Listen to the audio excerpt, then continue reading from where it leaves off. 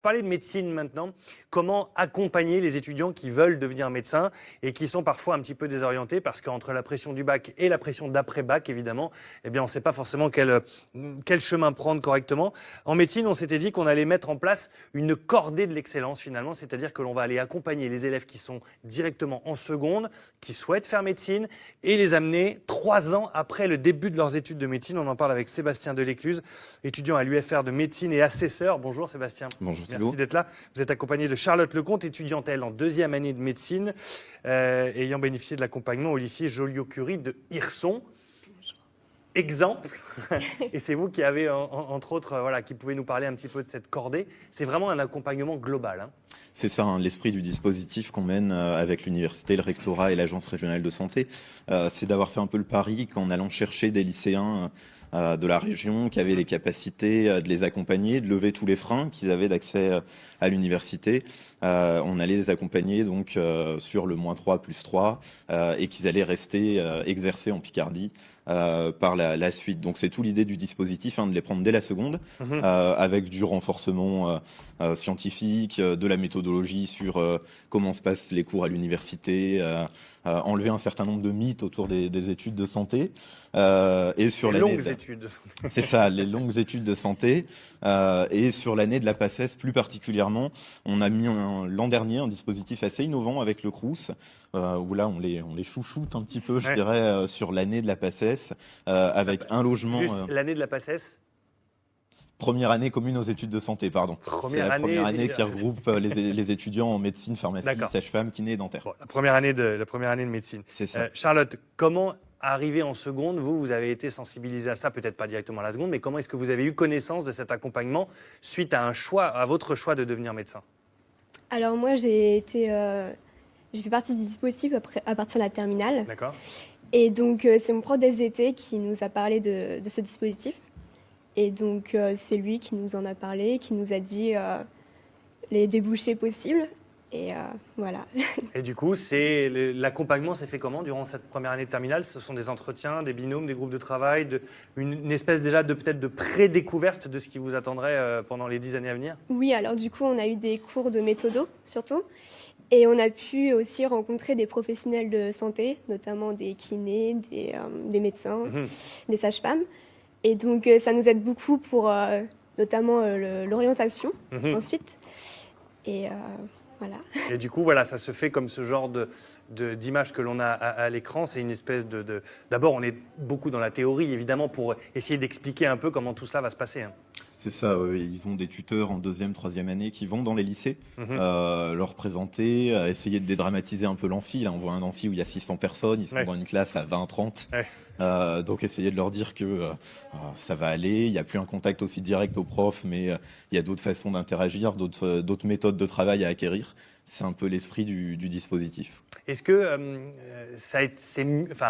vous n'avez pas vécu autre chose, mais est-ce que vous pensez que c'est mieux comme ça d'être accompagné, ou est-ce que c'est mieux finalement de découvrir au fur et à mesure des études ce qui vous attend en l'occurrence? Je pense que c'est une vraie opportunité d'être accompagné de cette façon, parce que ça permet effectivement de dédramatiser les études de médecine qui sont quand même réputées assez compliquées.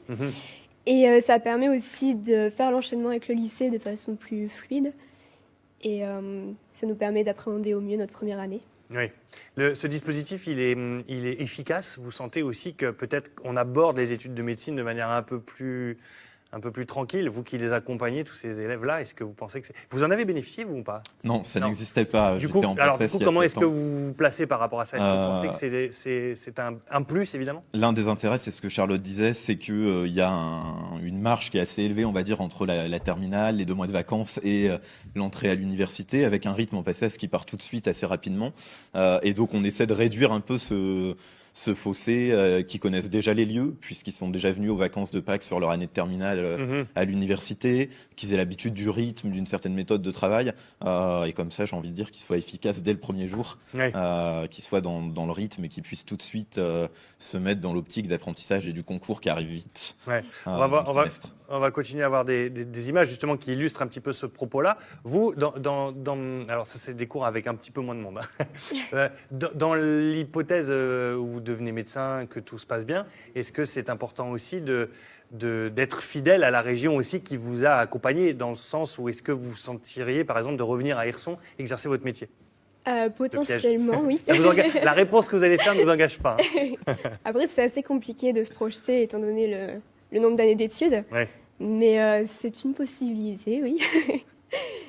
De rester, voilà, de rester dans le Oui, secteur. de rester C'est dans le important secteur. aussi, cette pénurie de médecins, évidemment, dans les villes et C'est un peu le villages. pari du dispositif. Hein. On est dans l'une des régions les plus sous-dotées de France.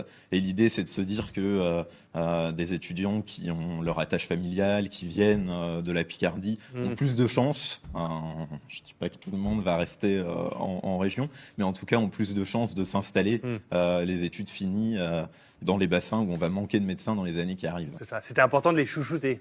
C'est un peu ça, leur montrer qu'on est là pour eux, que la région est accueillante et qu'il y a plein de dispositifs derrière avec l'Agence régionale de santé pour qu'ils restent sur le territoire, quoi. Très bien, c'est le moment de négocier. Hein. Allez-y, là, ils sont prêts à tout pour que vous restiez. Merci beaucoup à tous les deux d'être venus sur ce plateau, en tout cas, avec cet accompagnement de la filière Excellence en Santé, donc cette espèce de cordée de la réussite. Vous avez bien compris, on accompagne les élèves. Est-ce que ça, c'est valable dans tous les lycées ou ce sont certains lycées qui organisent? C'est certains lycées. Pour l'instant, on a 6 lycées sur l'académie. Il va y en avoir 3 de plus qui vont nous rejoindre, notamment Vous pouvez les donner de tête ou pas? du sud de l'Oise. Donc les 6 qu'on a, ça va être Beauvais, Saint-Quentin, Hirson, Montdidier et le dernier m'échappe. Lan et Chauny, je crois. C'est ça. Et Chauny aussi. Et on a le sud de l'Oise, avec notamment le lycée Malraux à Montataire, qui vont nous rejoindre cette année dans le dispositif. Très bien, tout ça est peut-être voué à se répandre. Merci beaucoup à tous les deux.